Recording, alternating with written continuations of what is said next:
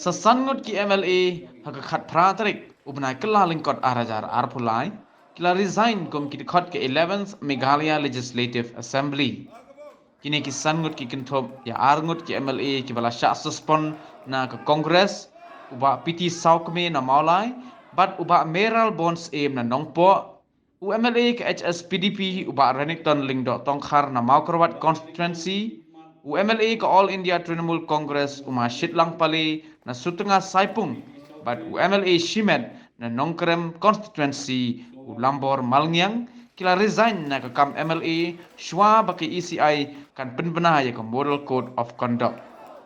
Ya ke Shithi resign la IT ha speaker uba Ahmed ba Lingdo ha Assembly Secretariat kebadan ha khandai la.